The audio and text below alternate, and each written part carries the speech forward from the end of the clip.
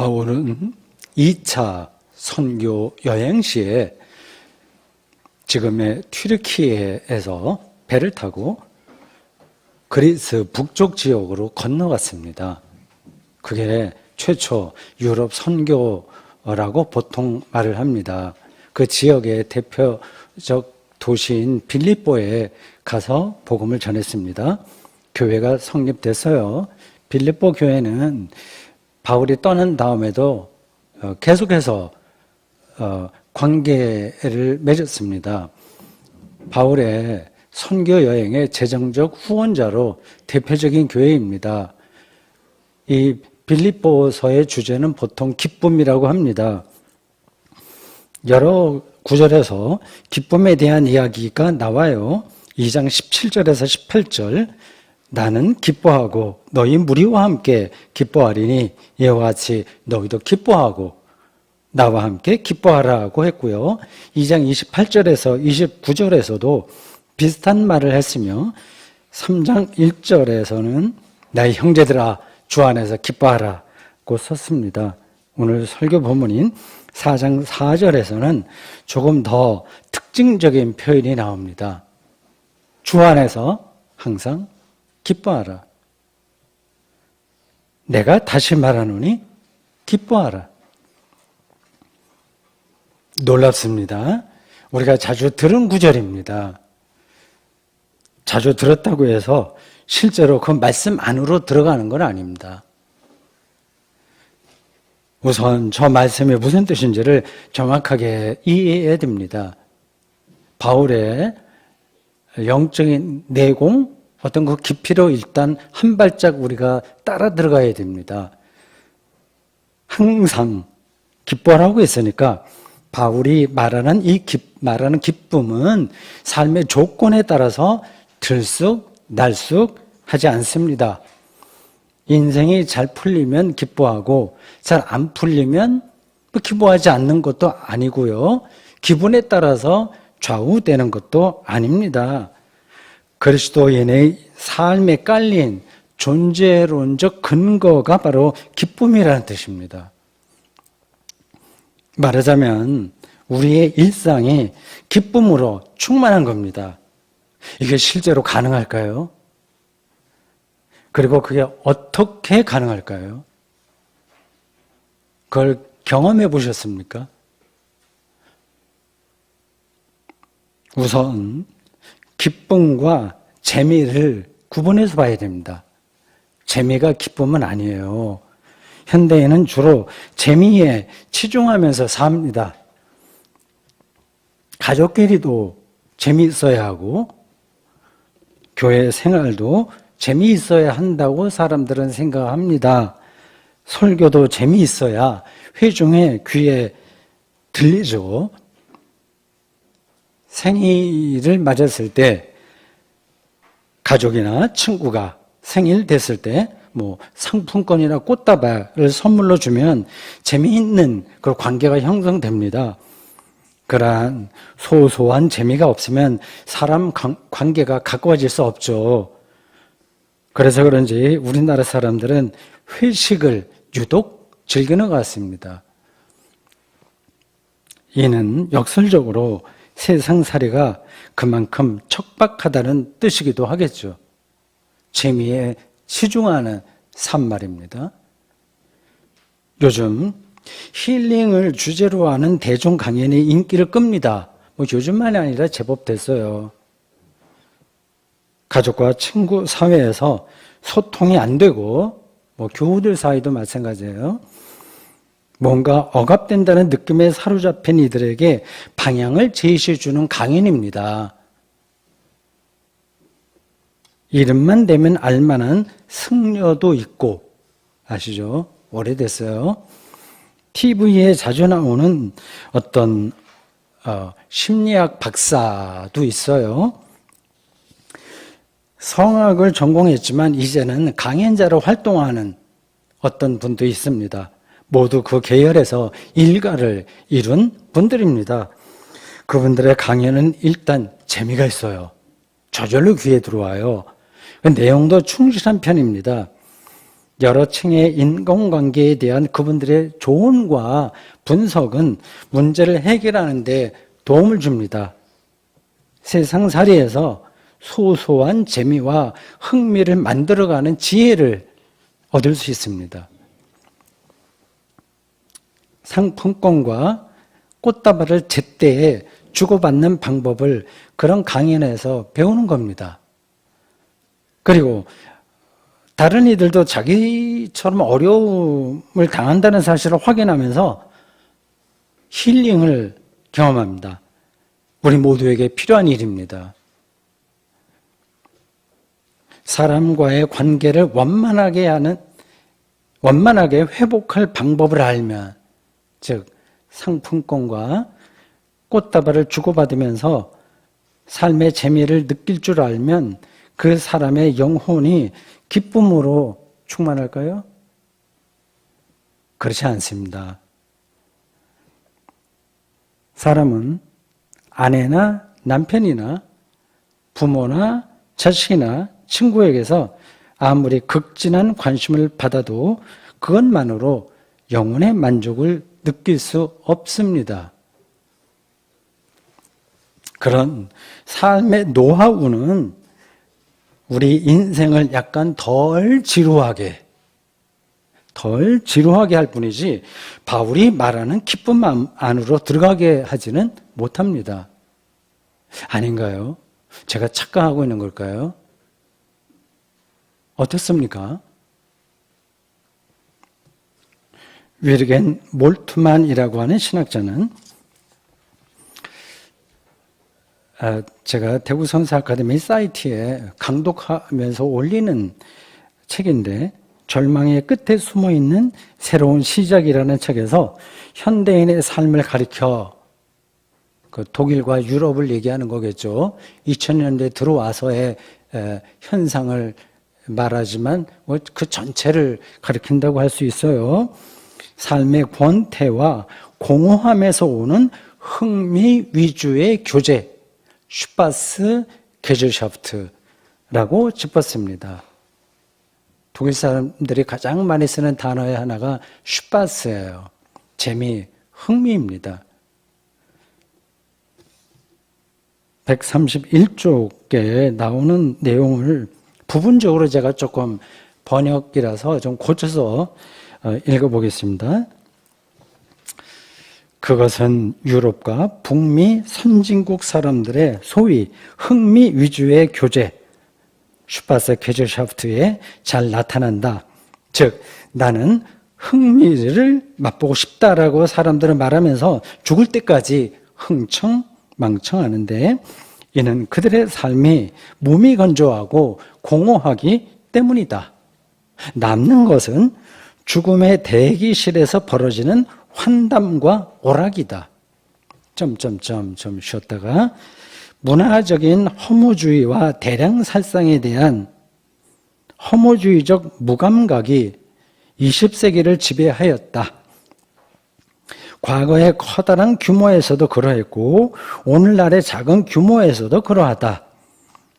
거리에서 벌어지는 범죄들만이 아니라 이들에 대한 우리의 무감각이 본래의 악이다라고 뉴욕에 있는 한 친구는 대낮에 일어난 강도 습격 사건을 보고 나서 내게 말하였다.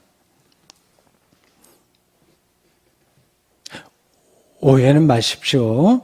가족이나 친구에게 적당한 때에 상품권이나 꽃다발을 줄 필요가 없다거나 따뜻한 말 한마디 전하지 않고 무심히 지나쳐도 괜찮다는 건 아닙니다. 가족이나 친구 사이에 그런 재미있는 방식으로 따뜻한 정을 느끼고 사는 건 정말 필요합니다. 허무한 세상살이에서 아무리 노력해도 이건 극복 안 되는 건데 그런 재미마저 없으면 어떻게 견디겠습니까? 여러분 모두 재미있게 살기를 진심으로 바랍니다. 그러나 바울이 말하는 기쁨은 재미가 아니라는 사실만은 분명히 알고 있어야 됩니다. 재미로는 우리의 영혼이 만족할 수 없기 때문입니다. 그래서 바울은 오늘 본문에서 주 안에서 기뻐하라고 했습니다. 엔 퀴리오, 엔 퀴리오. 퀴리오는 이제 퀴리오스, 주라는 단어의 격이 변한 건데요. 이 퀴리오스는 영어로 로드입니다. Lord. 주로 하나님을 가리킬 때 사용하는 단어예요. 베드로는 변화산 이야기에서 예수님을 퀴리오스라고 불렀습니다. 초기 그리스도인들은 하나님이 예수께 자신을 온전히 계시하셨다고 믿었기 때문에 하나님께 붙여졌던 호칭인 퀴리오스를 감히 예수에게도 붙인 겁니다. 그래서 주변 유대교나 그런 데서는 기분 나빠했겠죠. 어떻게 하나님께 붙인 그 퀴리오스, 로드를 예수에게 붙일 수 있냐 하고 말입니다. 주 안에서 기뻐하라라는 말은 예수 그리스도가 기쁨의 근원이라는 뜻입니다. 알고 있는 이야기죠? 예수 탄생 이야기 중에서 목자들에게 나타난 천사의 말이 이렇습니다. 보라, 내가 온 백성에게 미칠 큰 기쁨의 좋은 소식을 너희에게 전하노라. 누가복음 2장 10절입니다. 스쳐 지나가지 마십시오.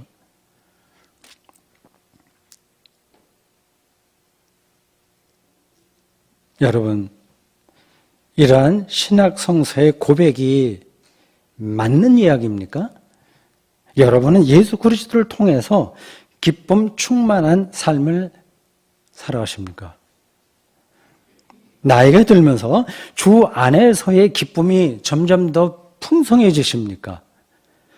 그래서 다른 삶의 조건들은 부족해도 아쉽지 않다는 생각이 점점 또렷해지시나요?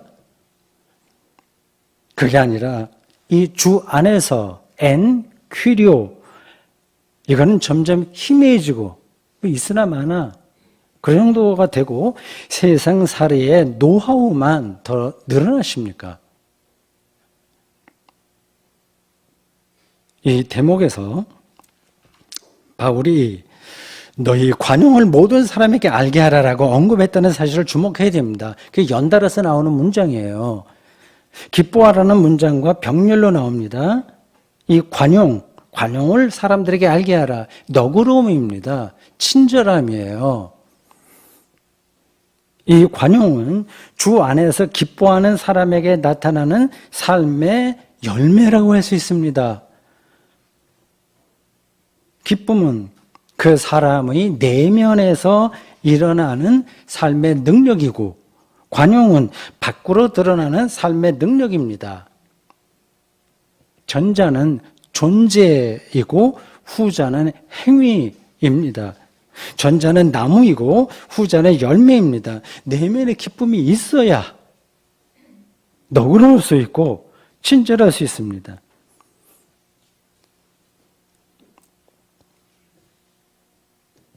그리스도인들을 포함해서 대한민국에 사는 현대인들은 다른 이들을 너그럽게 대하지 못합니다.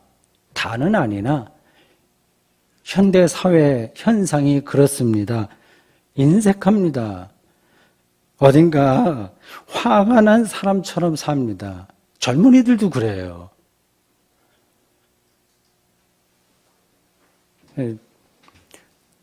어떤 회사에서 학교라도 좋고 회사라도 좋고 자기 상급자가 뭐 한마디 하면 그걸 기분 나쁘게 듣습니다. 뭐 다는 아니지만 상당히 그런 경향이 큽니다. 사람은 천사가 아니라 실제 혈육으로 살기에 화를 낼 때도 있고요. 다른 이들과 싸울 때도 있습니다. 나중에 후회해야 할 실수도 합니다. 그러나 제가 보기에 지금 대한민국에서 벌어지는 그 인색함과 분노는 그러려니 하고 넘어가도 될 수준이 아닙니다. 뿌리가 깊습니다. 그냥 처리가 안 돼요. 성경 표현을 빌리면 악한 귀신에 들린 겁니다. 그 악한 귀신의 정체는 무한 경쟁과 성장 일변도의 물질 만능주의예요. 구약의 선지자들이 바알 숭배를 그렇게 강한 톤으로 비판한 이유가 여기에 있습니다. 현대판 바알 숭배인 자본주의 안에서는 사람의 영혼이 병들 수밖에 없습니다. 조금 더 손해 안 보겠다는 불안감으로 인해서 관용과 너그러움과 친절함을 찾아볼 수가 없습니다. 여기서 벗어나려면, 즉 귀신 들림 현상에서 벗어나려면 다른 길이 없습니다. 바울이 말하는 주 안에서의 기쁨 충만으로 들어가야 됩니다. 일종의 존재론적 기쁨 안으로 들어가는 겁니다. 비유적으로 말씀드리면 이 만추의 황홀함 다 여러분들 느끼시잖아요. 이게 우리에게 가득하다면 뭐 섭섭한 게 뭐가 있고 아쉬운 게 뭐가 있겠습니까? 이런 설명이 너무 도식적인 걸까요? 그리고 이러한 기쁨 충만이 실제로 가능할까요? 바울은 주 안에서 기뻐해야 될 이유를 5절에서 이렇게 말합니다. 주께서 가까우시니라. 예수 재림입니다. 초기 그리스도인들은 예수 재림이 곧 일어난다고 기다렸습니다. 묵시적 종말이 가까웠다고 생각한 겁니다. 사도행전 2장 43절 이하를 따르면 예루살렘 교인들은 재산을 다 팔아서 교회 안에 가져왔고 각 사람의 필요에 따라서 나누어 주었습니다. 예수 재림이 곧 있을 예정이니까 사유재산이 필요 없다고 생각한 겁니다. 여기서 예수 재림을 우리가 아는 그런 시간표로 계산하면 곤란합니다. 하나님의 시간과 우리의 시간은 질적으로 다릅니다. 여러분에게 질적으로 다르다는 것을 설명하려고 드리는 비유예요. 여러분에게 죽음이 가까웠다고 느끼십니까? 아직은 여유가 있다고 느끼십니까? 70살인 사람과 30살인 사람에게 죽음의 시간은 다르게 느껴질 겁니다. 그러나 궁극적인 차원에서 보면 같습니다. 5만 년 후의 관점으로 보면 두 사람 모두 같은 시간대에 사는 겁니다. 저도 30살이 엊그제였어요. 여러분들도 다 경험하실 겁니다. 예수 재림이 가깝다는 말은 예수 재림으로 인해서 일어날 생명 완성을 지금 여기서 궁극적인 현실로 받아들인다는 뜻입니다. 이게 과연 말이 될까요? 단지 신학적인 언어 유희에 불과할까요? 여러분의 삶에서 무엇을 가장 궁극적인 현실로 경험하십니까? 세상살이가 너무 조급해서 이런 것을 생각할 겨를이 전혀 없으신가요? 그렇다면 우리가 하나님을 믿을 필요도 없을 겁니다. 하나님이야말로 가장 궁극적인 현실이기 때문입니다. 주께서 가까우시니라 라는 바울의 진술을 우리 조금 더 실질적으로 생각해 봅시다.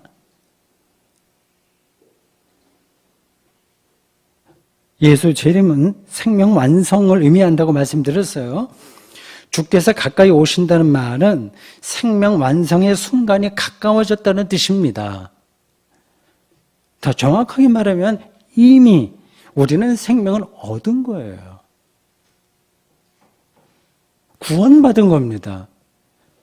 그 생명 완성과 구원이 실증적으로, 그러니까 우리가 알고 있는 손바닥 이 안에서 결정되지 않았기에 가까이 이르렀다고 표현할 뿐이지 그 능력에 들어간 사람은 실제로 이미 받은 겁니다.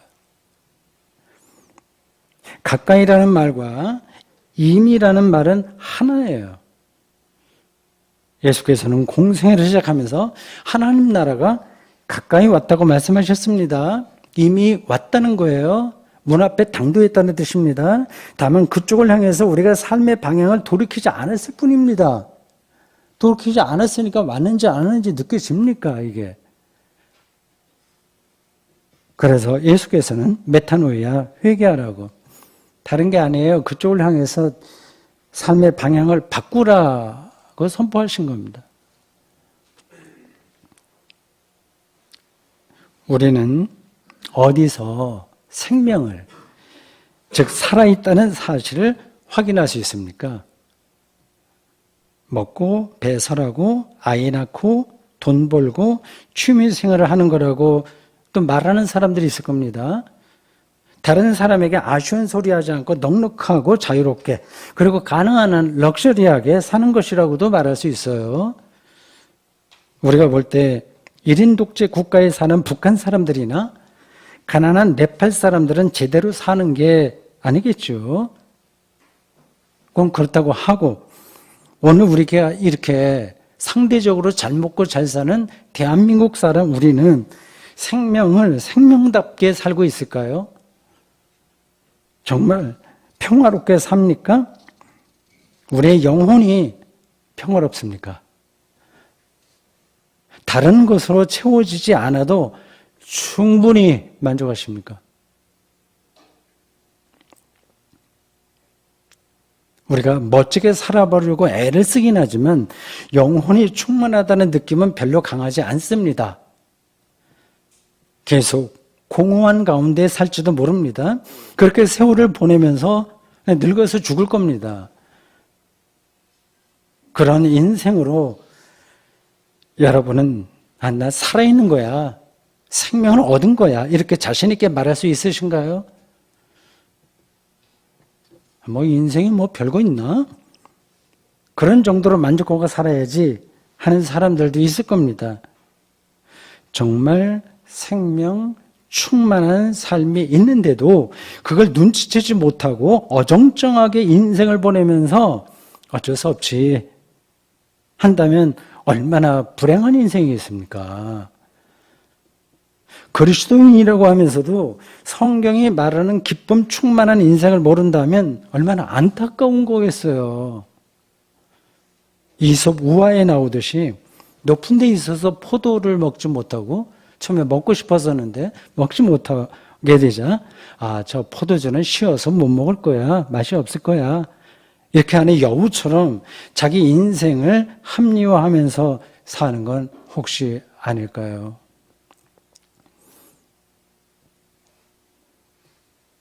우리가 일반적으로 살아있다는 사실을 절감하는 순간은 사랑을 경험할 때입니다. 손주를 보면 그렇게 기쁘다고 하잖아요. 순전한 마음으로 그 아이를 자식과는 좀 다르게 사랑할 수 있기 때문이겠죠. 근데 모든 어린아이를 손주로 여길 수 있다면 가장 행복한 사람일지도 모릅니다. 제가 직접 경험한 게 아니라서 손주 이야기는 더 할 수가 없네요. 예술가들은 그림을 완성했을 때, 또 작가들은 소설이나 시를 완성했을 때 기쁨을 경험한다고 합니다.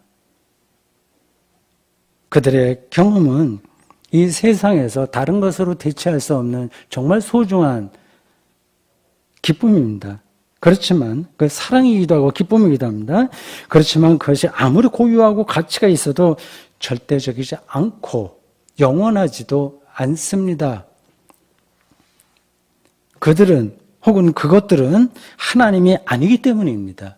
하나님이 아닌 대상에게 하나님에게서만 가능한 것을 기대하다가는 다 실망합니다.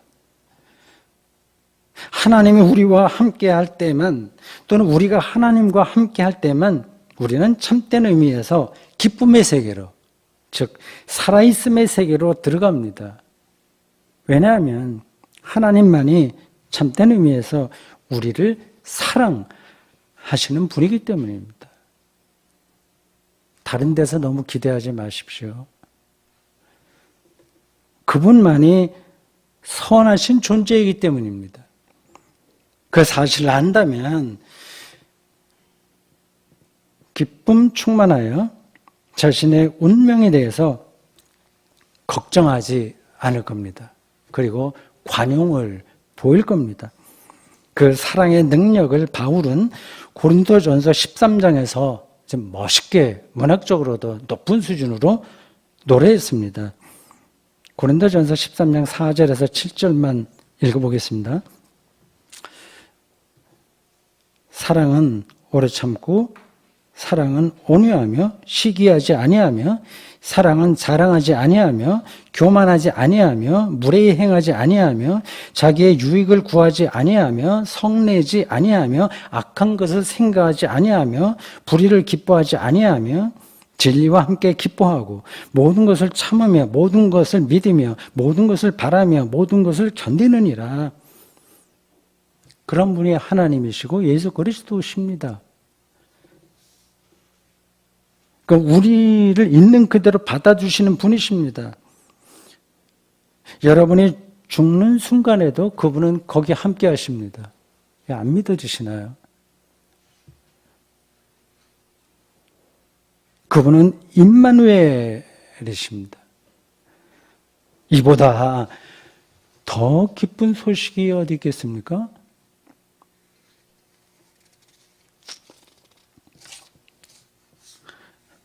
지금까지의 설교 내용에 동의는 되지만 알아듣긴 하겠는데 실제 삶에서 실감하기는 어려울지 모릅니다.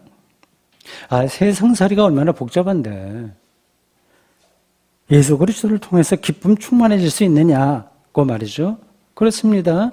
예수를 믿기만 하면 모든 복잡한 인생 문제가 단숨에 해결되는 건 아닙니다. 고민할 때도 있고요. 쓸데없는 일로 고집을 피울 때도 있을 겁니다. 저도 그렇습니다. 자기 삶이 뒤죽박죽되는 순간도 있습니다. 그러나 최소한 오늘 바울이 본문 6절에서 말하는 그 가르침은 따라갈 수 있을 겁니다. 그러니까 바울은 정말 우리의 삶을 정확하게 뚫어본 분이에요. 앞뒤가 맞지 않는 이야기 전혀 하지 않습니다. 추상적인 이야기 하지 않습니다. 아무것도 염려하지 말고 모든 일에 기도와 간구로 너희 구할 것을 감사함으로 하나님께 아뢰라.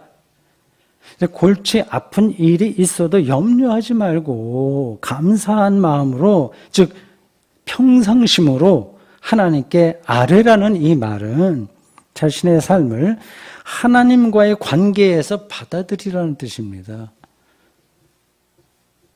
그게 그리스도인의 수행적 삶입니다. 어떤 일이 벌어졌을 때 일일이 그거를 시시비비를 생각하다가는 해결이 안 됩니다.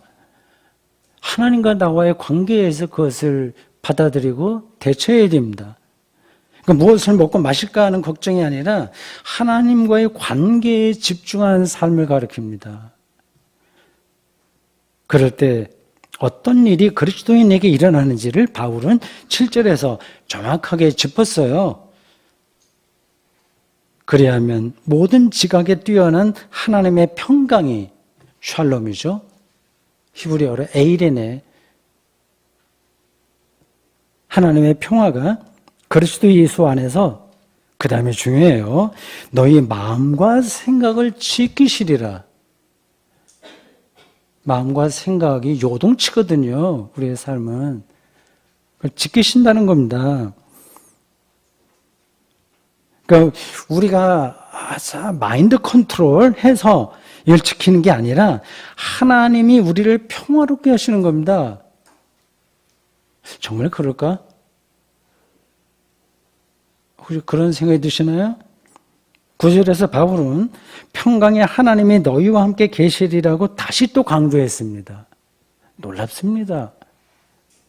내가 나를 다스리는 게 아니라 하나님의 평화가 나를 다스리는 겁니다. 하나님이 주시는 평화를 경험한 사람의 삶은 당연히 기쁨으로 충만하게 됩니다. 여러분은 그런 경험이 있으신가요? 아니면 전혀 감이 오지 않으시나요? 어떻습니까? 바울은 지금 감옥에서 편지를 쓰는 중입니다. 그에게 걱정할 만한 일도 적지 않았으나 예수 그리스도를 통해서 하나님의 사랑을 경험했기에 항상 기뻐하라라고 외칠 수 있었습니다. 비유적으로 애벌레에서 나비가 된다는 사실을 알았기에 이 애벌레의 삶이 왜 이렇게 구차한가, 우리 인생이 불평하거나 염려하지 않고 하나님과의 관계에 집중할 수 있었습니다. 오늘 추수감사절을 맞는 우리는 어떻습니까?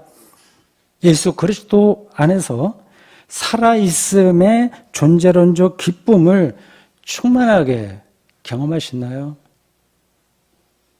그쪽을 향해서 한 걸음 한 걸음 나아가고 계신가요?